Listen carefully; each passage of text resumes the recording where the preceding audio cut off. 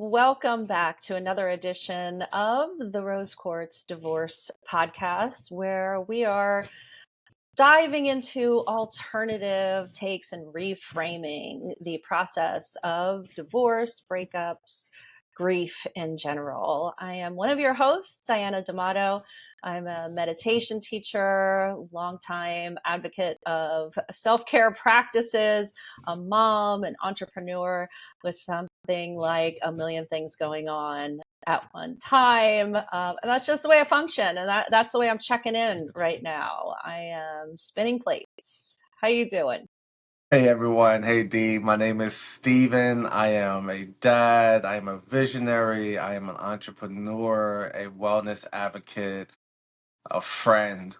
And same, I am checking in as having multiple plates spinning on 11 different fingers. That's the way it is. That's the way it is.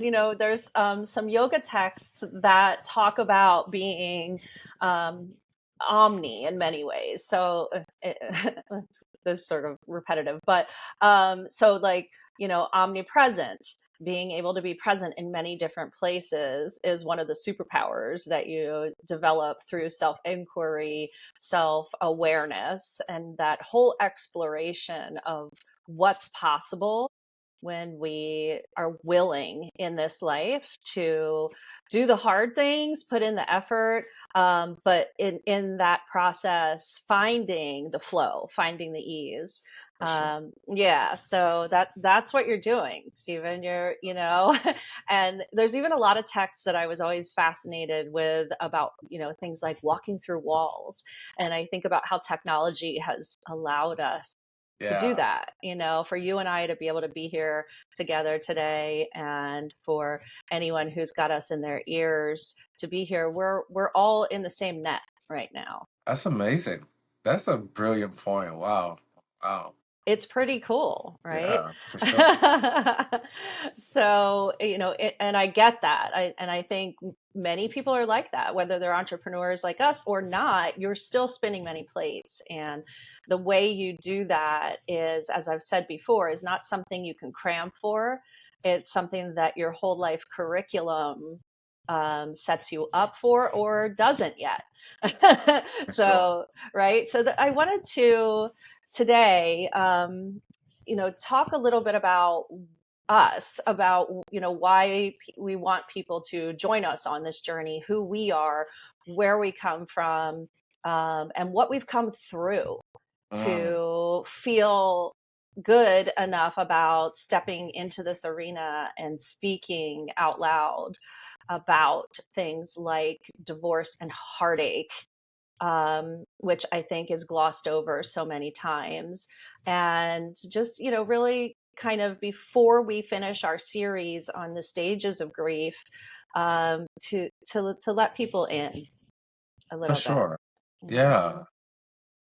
What So how do you want to craft this conversation? I immediately want to say one of the reasons why we are quote unquote qualified is because we care.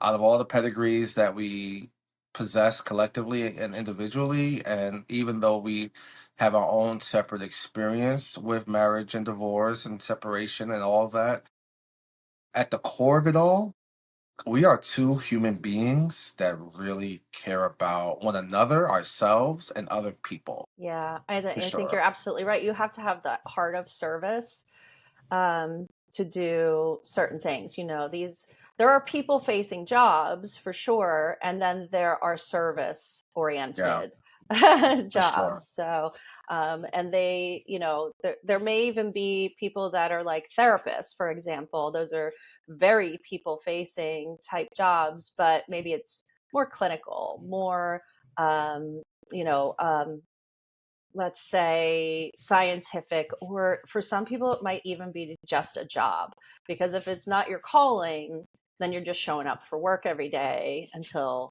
your calling finds you. Right? For Even sure. if it seems like, even a yoga teacher, it's like, if it ends up not being your calling, you look back on it and go, oh, that was just a step on the way, Mhm. even though it seems like, oh, I'm a yoga teacher, I'm helping heal the world, right? That Yeah. might not be what really is underneath for that individual. And I think for what you said, indeed, like what's underneath for us is just that really like a need to serve. Yeah, absolutely. I recall, and my ex-wife, she hates when I say this, but during our process of divorcing, our journey was, in my opinion, she might have a different opinion. In my opinion, it was peaceful. Hmm. We were able to talk and not have angry, violent moments or anything of that nature. And so I used to jokingly say that I think this is a ministry. We could help other people divorce well, right? And if you know my ex-wife, her thoughts and feelings will show on her face. If you don't get my face with that, you know.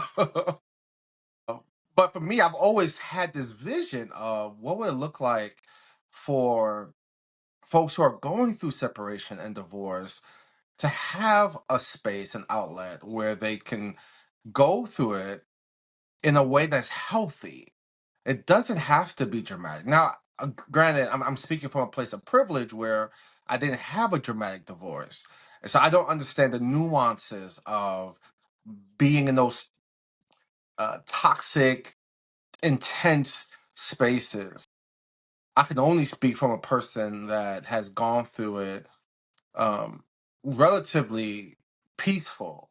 And if I could interject that and offer advice on ideas on how two individuals who are passionate about their ideals to possibly lighten their grip on it and say, okay, let's try to be reasonable. Let's try to be peaceful. Let's try to think of the bigger picture. Yes, the romance is gone. The the possibility possibly of reconciliation is dim. But if we're moving towards a divorce, can we do this well? Can we have an imagination for that? And maybe I'm being naive, but it's worth a shot. Well, I think it's something you have to present because there's a broad array of how it can go. So you're on the really high end of how it could go. And, just the laws of nature, like there's a really low end of how it can go as well. And just like we're all living life kind of on a line where you can feel where people are, even though you're not right there. Maybe you've been there before, or you know empathetically you might be there in the future. We're just sort of saying like these are the possibilities. That is a possibility, and you being able to speak to that puts that out there so that Mhm. somebody in the grips of a really painful or dramatic divorce can say, well, that is possible. And maybe not in the moment, right? Right. Maybe not in the divorce that they're in right now, but hey, a lot of people have multiple divorces, and maybe you go into the next one and go, wait a second, I did hear about the possibility that I could do this well.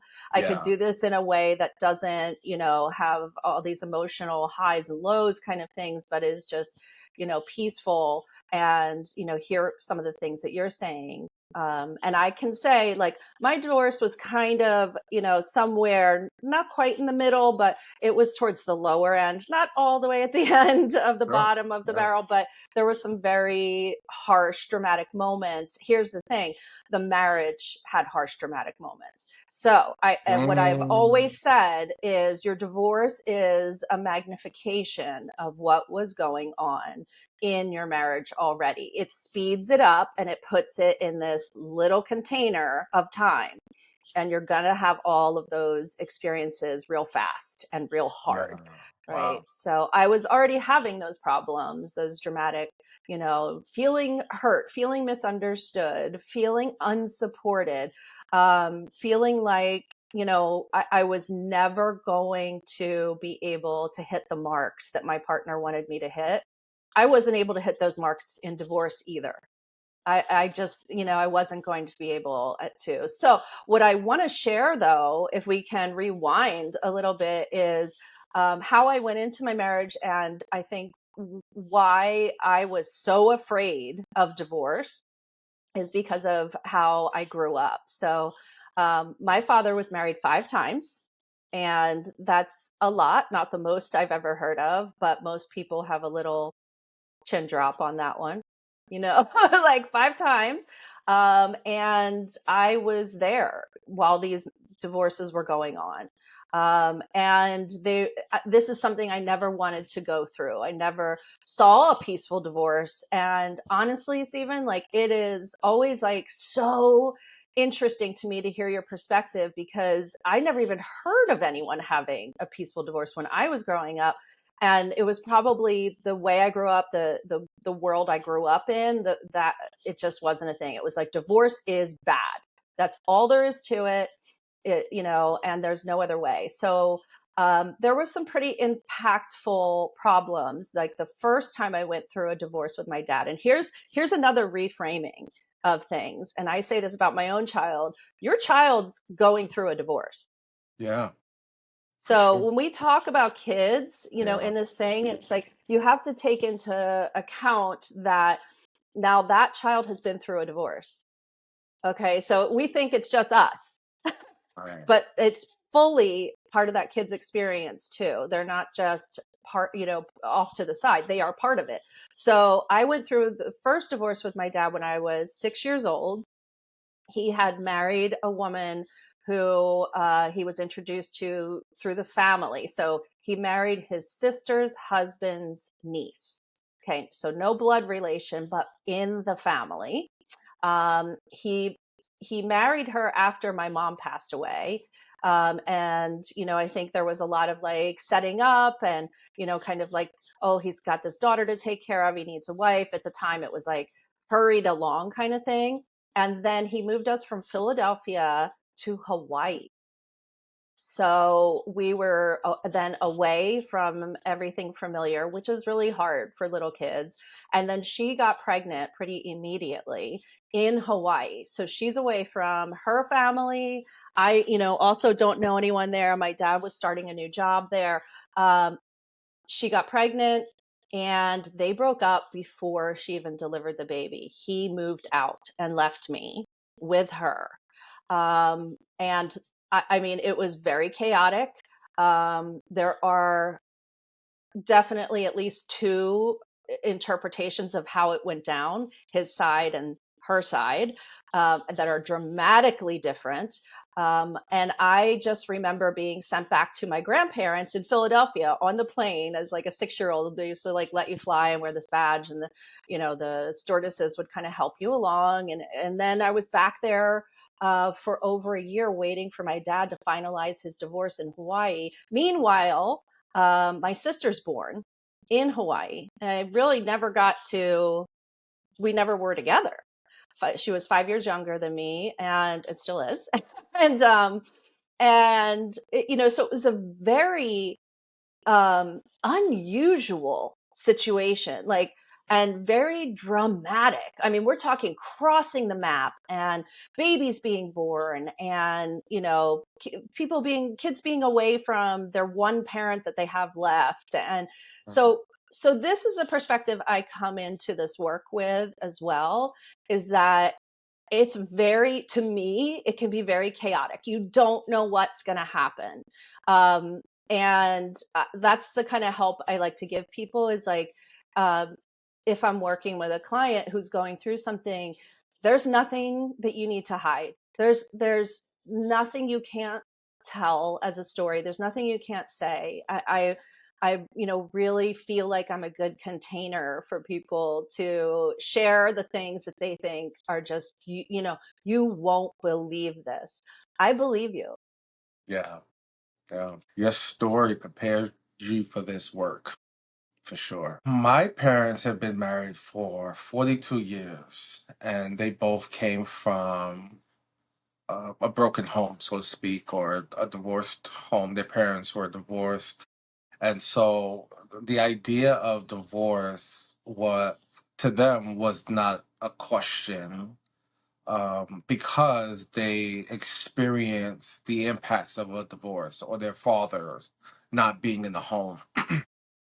And Um, I've I've never really seen my parents be lovey-dovey. It was almost as if it was a business relationship, right? They just had to do what they had to do for the sake of the home. And so, as an adult, dating and thinking about marriage, especially within the context of me being a preacher and a pastor, I've always looked at marriage as something that is final, finito. That's it. There's no options. There is an option to divorce until I got married. Reality, Yeah. Oh man, and so what? Really, I didn't want to get a divorce. I was willing to just suffer and to keep in the tradition of my parents. Now I don't know if they suffered in their marriage. Well, I would probably argue that they did. Uh, and so thinking about the impact of divorce in the lives of my friends and how they had to deal with that, I didn't want that for my children. And so I was again willing to just stay put and sleep on the couch or sleep in the car, do what I needed to do just to get by. However, that wasn't sufficient enough for my kid's mother, and rightfully so. She wanted to be in a loving marriage, and she deserved that, and I deserved that. Um, so me getting a divorce came with a lot of inner disappointment and shame that I let my parents down, that I broke I guess, the new culture or legacy that they were trying to build by them beating the odds and staying married, whether they were happy or not. And parents, please forgive me if you watch this, you probably get upset. Well, see, So we can't be worried about that. You know what I mean? It's just like this is the stuff we have to talk, and that's why nobody talks about it for too. This sure, is because it's like, okay, am I going to hurt so and so's feelings? Like I even think about my ex, and I mean, we're not necessarily like worrying about each other's feelings anymore. Okay, but I even still think, like I don't want someone to say to him like, "Oh, Diana was talking about you," for it's not sure. like that. It's really Yeah, just a share, it's really just a yeah, story. And, um, I think people are gonna have their opinions either way, but for sure, your people that are close to you are gonna know that, you're everything you're saying is with good intention. And that's something for I, sure. want to make sure I'm making clear too. It's like any stories that I'm sharing, are just personal shares, and I hope that everybody realizes, like I said, there's interpretations of the divorce that I was talking about, my dad and his wife, that, they both have different stories of how that went down, and that's okay. And there are people, because they were kind of in the family together, like when there's weddings or funerals or anything, like we're all kind of there. It's very uncomfortable. And people can love both of them. For sure. Yeah. Oh, and that's the thing I think too that was new to me in going through divorce, was like the reality that you're going to lose some people. Hmm. Because I saw that in my family. It was just, there were people that disappeared from our lives, that, maybe just, we're already friends with that person anyway. But I think that's something that people fear too, is if you talk about it too much, then you're going to make people uncomfortable, and maybe, you don't get invited to the next dinner party or the next Yeah, graduation party or the next wedding or whatever it is. And I think that's the other beauty of Rose Quartz and what we're doing, is that you can find containers, like I said, like me and you, to talk through this stuff that, talking through it helps you find ways to say it in a way that you feel more comfortable about in general public, so you can take all the edges off if you can just, get those edges smoothed out by talking it through with somebody like you or somebody like me. And I think that's something that, my dad could have definitely benefited from.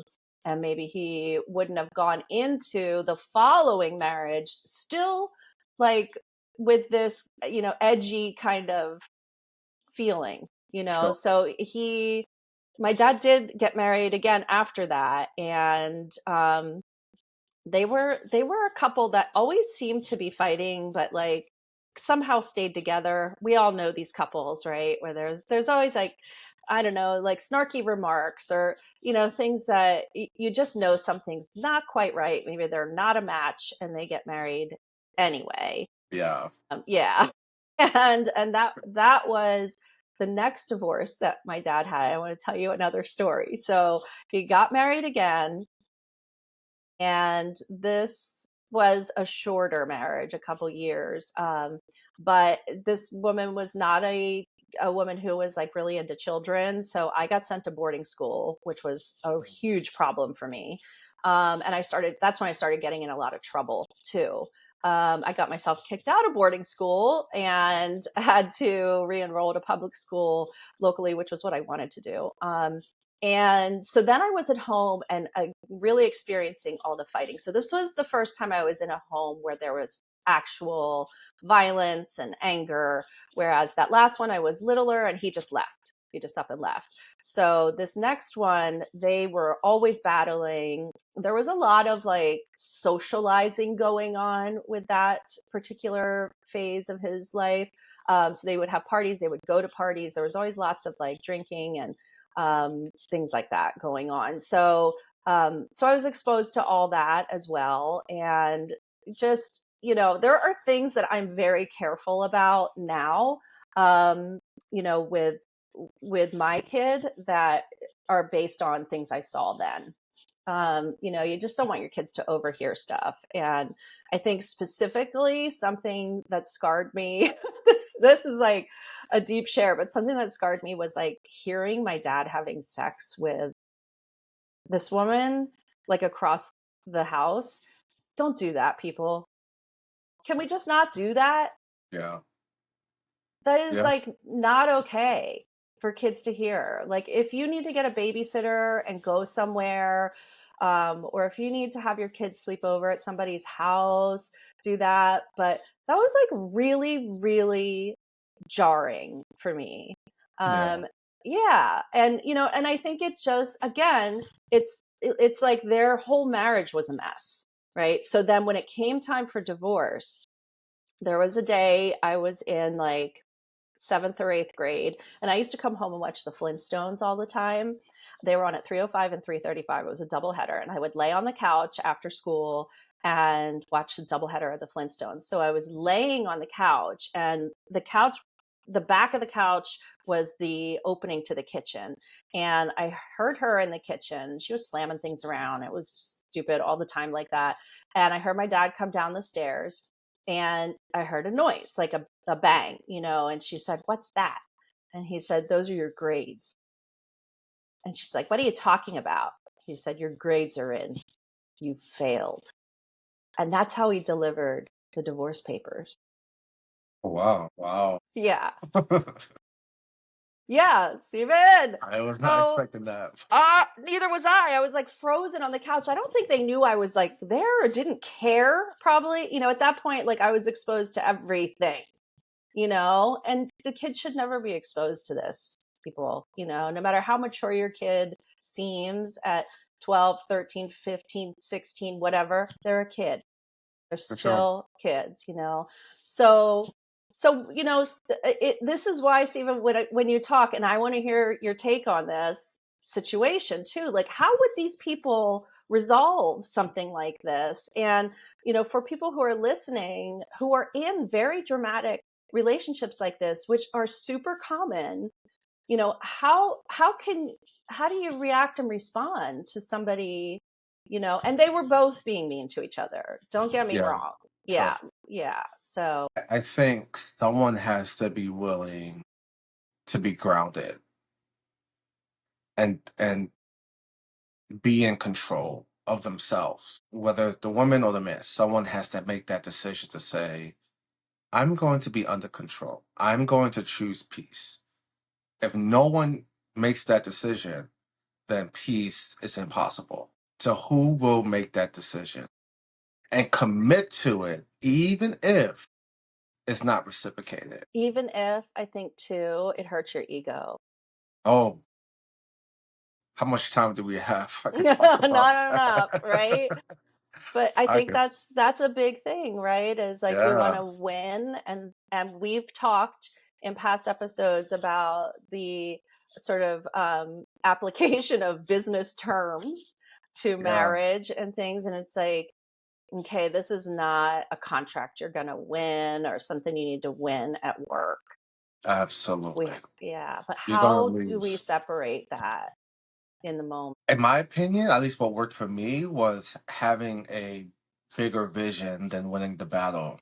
Right? What is your long-term vision? For me, it was ensuring that my children is cared for and that as much as I can help, not allow or not to stress my kid's mom so much or upset her so much to where her energy is invested or being deposited into my children or our children. And so I was thinking about the well-being of our children because their mom was the primary caregiver.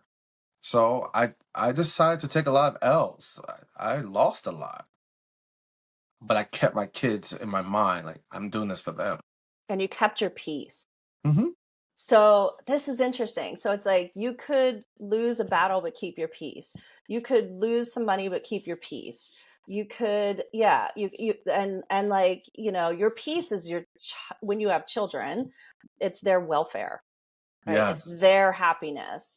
Yeah. So, I think that's a huge thing that you're giving out there is like, how can I keep my peace? How can I stay on my center even when, right, somebody's coming at me? And that is very difficult. And I'll say it again, it's not something you can cram for.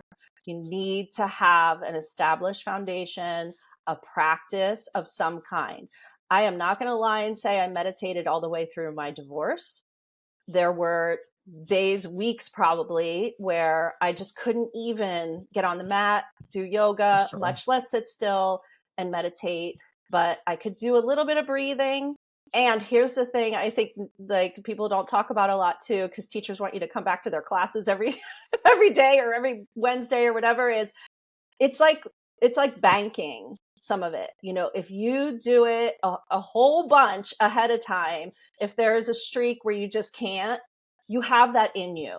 Hmm. It's almost like medicine, where like people who are on SSRIs, Paxil, Prozac, the anti-depression, anti-anxiety medications. It's not like you take it that day and it makes you feel better that day. You have Yeah. to like build it up in your system. And it's the same thing with breathing and meditation. I'm Hmm. just going to put that out there right now is, people might say like, oh, I can't stop and do that. That's okay. That's okay. But when you Yeah. can, you put that in the bank. Yep. We should have an episode on that for sure. Yeah. Yeah, For for sure. sure. Definitely. I wonder, I want to give out before we close. And so sorry to say, I have many more stories from my childhood to share, but I dropped a lot. And, but I just want people to know where my heart is and where I'm coming from. And that, again, For there's sure. nothing that you can't say to me. That, I get it. I believe you. I feel it, so I really want to make that clear. But I do want to give out three things that I think um, are essential to a happy, healthy relationship, whether you're already married, you're thinking about it, or you're dating or not. The things to think about, and maybe you can share some things then that you think are, really essential to Yeah. having a long-standing, happy, healthy relationship. And so one of the things for me is a feeling of coziness.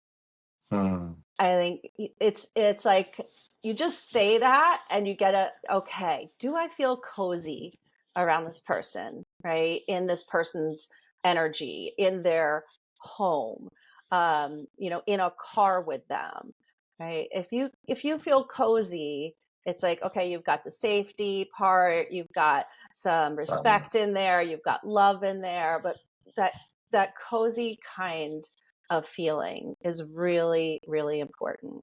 Mm-hmm. And I also think having so coziness and then outright care. And Mm-hmm. care starts with the person taking care of themselves. So I was once told, watch who you date, watch how they take care of themselves. Because if they don't take care of themselves, they're not going to take care of you. And however they treat themselves, they eventually treat the people closest to them. And Yeah. I've had direct experience with that now, and I get what it means. And it's like, because I'm definitely the kind of person who doesn't judge a book by its cover. It's not like I need somebody to have, a certain kind of look per se, but it's like, how do they take care of their belongings? They don't have to be fancy belongings, but how do they take care of their environment? You can always look at that, their pets, things like that, like where that kind of thing, coziness and care, I think, are really, really important for being able to actually be with somebody. Yeah. Right. And then the third thing that I think is essential is having a shared vision. And you said something about this, a few minutes ago. And that's really, really important because if you don't see your lives unfolding the same way, if it's as simple as one person wants to travel and one person is afraid to fly, that's gonna cause a problem, For right? sure. For So sure. that's a simple way to put it, but it might be something about your religion. That's a big thing. It might be how you run your household. That's a big thing. It could be anything, but that shared vision, for someone like me, I've come up against, because I'm an entrepreneur, like the way I function in the world is a little different, and maybe not everybody, some people don't want their wife to work at all. That's not going to work for me. That's a problem that's not going to be resolved, right? So coziness, care, and a shared vision. Yeah. Wow.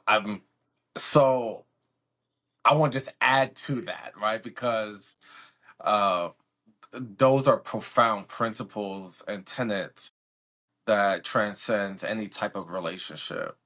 Uh, and I love the visionary part because that, I'm that's the language that I use. Having a shared vision is huge, I think. So, um, when thinking about what I can add to that, I will probably say being your authentic self, being authentic, right? Not being who you really are, so that the person has the opportunity to engage who you really are and not someone who you're not, right? That's something I learned even my. I think your recording stopped, if you can still hear me. However, I'm pretty sure I can edit that. All right. Well, I just want to. Oh, look, Steven's back. Man, I knew that was going to happen. I was looking at the time. I knew my client's going to call We're me. up against time. We're always on the Yeah. clock, my friend. I know. And I appreciate the fact that you have a hard stop on this because you have another meeting to jump into for today for the many things that you do. Is this one for Yoga for Philly or for something else? For Delight Counseling and Consulting Services. Oh, okay. Yeah, so I'm sorry. Yes, that's okay. We need to get you in with your client then, okay? Did you So, see me text though? Was it obvious that I was texting at one point? I was trying to text her to let her know I will yeah. call you, but she kept calling me. I was like, oh my Oh, I saw your eyes go somewhere, but yeah. God. Well, I think I can edit that from a certain point. Hold on, just stay right there. So, Stephen, this is stuff we're going to talk about moving forward. Again, I just want to give people the opportunity to get to know us and where we're coming from, because, whatever has brought us together has brought us from, different backgrounds. And I think in a unique way, we're getting to present both of those things in an interwoven connection here. And I hope that people will reach out, because in addition to our perspectives, we want to hear your perspectives too. For And sure. let us know, that story was crazy. And here's mine. Like, here's something that I went through. If you feel like coming forward and sharing that, authentically, like Stephen said, but also anonymously. If you just want to reach out to us on our website, it's rosequartzdivorce.com.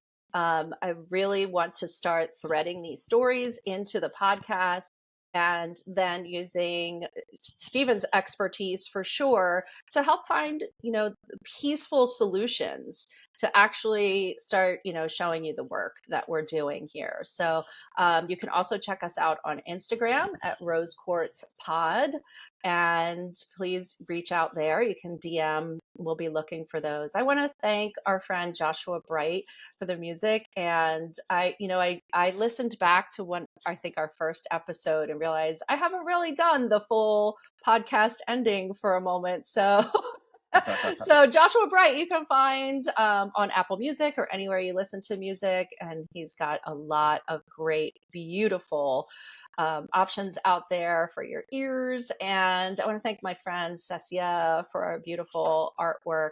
The show is produced, as you can probably tell, DIY, and I'm learning as I go, by me, and spurred on by my partner, Stephen. And Stephen, in addition to our socials, where can people find you? Yeah, absolutely. On Instagram at Stephen J. Brice. Of course, follow at Yoga for Philly, at yogafortheworld.us. And stay in touch. There's more to come. This is going to be a one hell of a journey. It already is. Thank you so much, my friend. I know you're busy, Likewise. and I love you so much. I love you too, teacher. Thanks for all your support. Bye for Catch you now. later.